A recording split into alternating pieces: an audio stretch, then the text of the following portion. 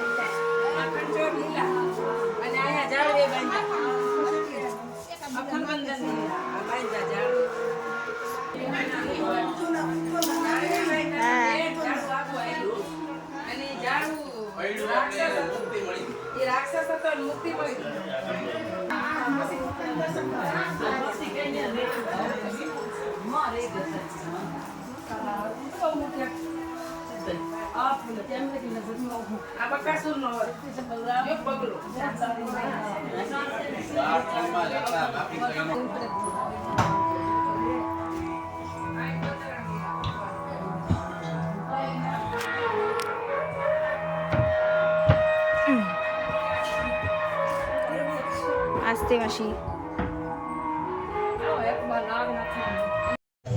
জায়গাটা খুব সুন্দর ছিল। আমরা সব বোনেরা, মাসিরা এরা সবাই ছবি তুলছিলাম এই জায়গাটায়। বেশ সাদা, চারিদিকটা খুব সুন্দর ছিল।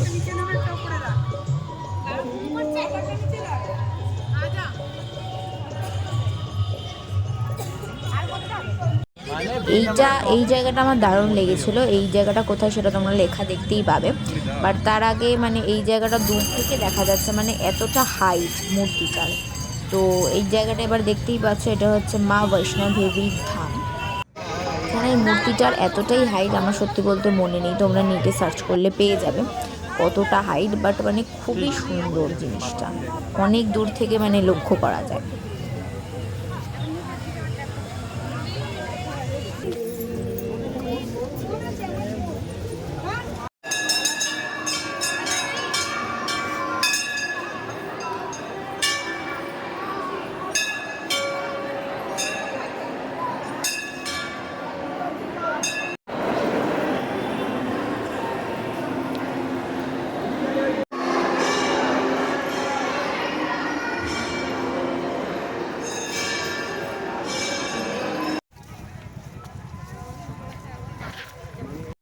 তারপর আমরা চলে গিয়েছিলাম চন্দ্রোদয়া মন্দিরে।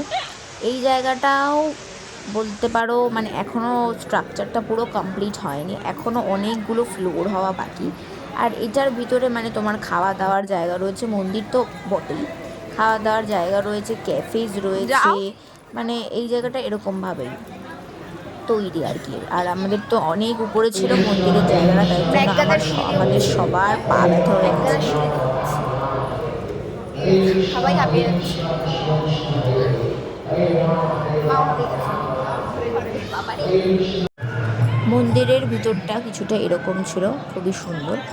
এবং তোমরা প্রদীপ জ্বালানোরও ব্যবস্থা রয়েছে এখানে, সেটা দিয়ে তোমরা আরতিও করতে পারবে ভগবানের।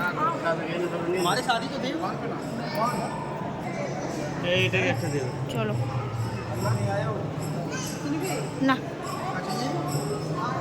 একজন করলেই হবে। তুমি যাও, আমি পিছনে যাচ্ছি।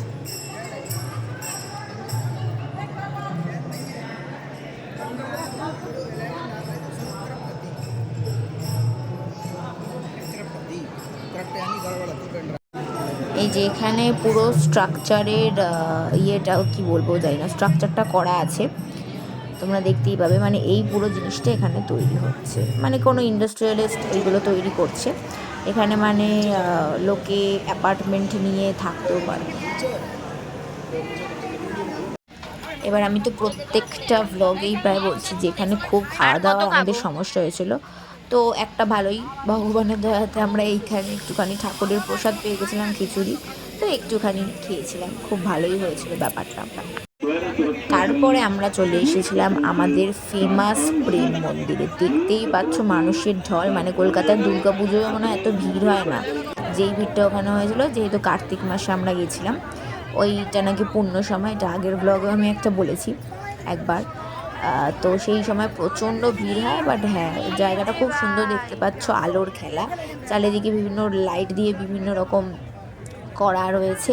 এখানেও কিছু মূর্তি, কালিয়া দমনের দৃশ্য, এগুলো সব এখানে করা রয়েছে।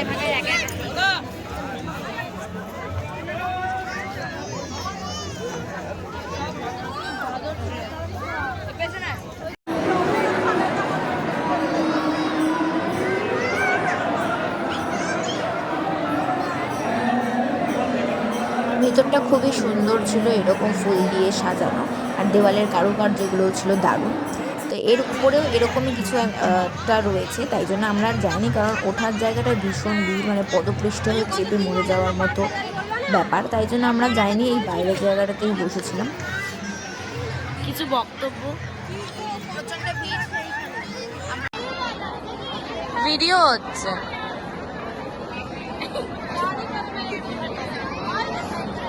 আর এখানটাতে আমি আইফোন ব্যবহারের মানে খারাপ দিকটা বলছিলাম, কারণ দেখছিলাম যে ওর মানে আমার যে বোন, ওর ফ্রন্ট ক্যামেরা দিয়ে একদম ভিডিওতে মানে আলোই দেখা যাচ্ছে না, তাও তো আমি মানে কিছুটা ব্রাইটনেস বাড়িয়ে ছাড়িয়ে ভিডিওটা দিয়েছি এডিটিং করার সময়।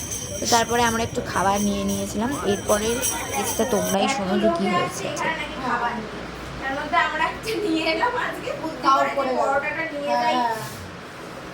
খাবো, আমরা খেতেই পাচ্ছি না, দুপুরে চিড়ে বাজার খেয়ে পাচ্ছি বেশি যদি ঘমাসান করে ফেলে কি অবস্থা, তার মধ্যে পড়ে গেছে নাকি আমি বুঝতেও পারি যে পথ করে আওয়াজ হবে মানুষের, তরকারি নাকি পড়ে গেছে, খাবার খাই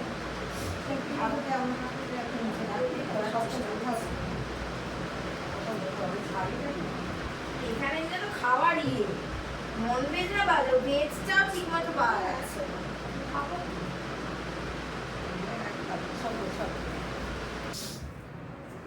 তো যাবো না করে ঘুরেই এলাম, কিন্তু প্রেম মন্দিরে বিশাল ভিড় ছিল, সেইগুলোর ফুটেজ তোমরা দেখতেই পাবে।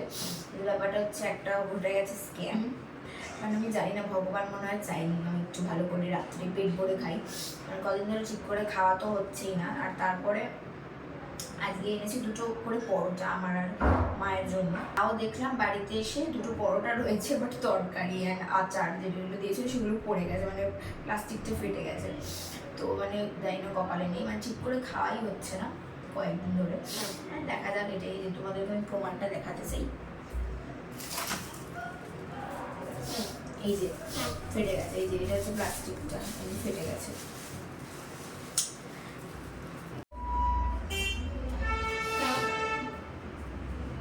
অ্যাজ ইউজুয়াল চাই খেতে হচ্ছে, চা খেয়ে খেয়ে মনে হয় আমি জানি না কি হবে ভবিষ্যতে।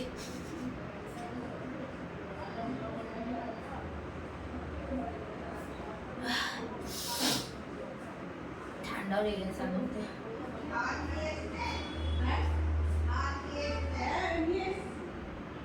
তরকারি পাওয়া যাবে কিছু?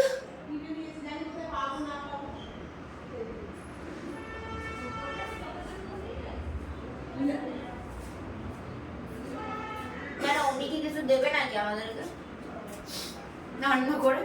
না তাহলে তো তাহলে এমনি হয়ে গেছে। পরোটাটা নিয়ে আসুন তো খাই, কি আর করবো। কোথায় রাখলি? ওই তো বাপরে, পেপারটা কোথায় রাখলাম মাছ করে ওইখানে রেখে দিলাম। এই তো দাম না ওইটা সরা একটা ভাবো, সস্তা করে একটু সস দিয়ে খেতাম। তো এইভাবেই আমাদের এই দিনটা কেটেছিল বৃন্দাবনে। তো তোমাদের ভালো লাগলে করে নিতে হবে লাইক, শেয়ার অ্যান্ড সাবস্ক্রাইব, এবং আরও ভ্লগ আর কন্টেন্ট আসতে চলেছে। তো তার জন্য stay tuned for more videos and bye for now, and সকলকে রাধে রাধে।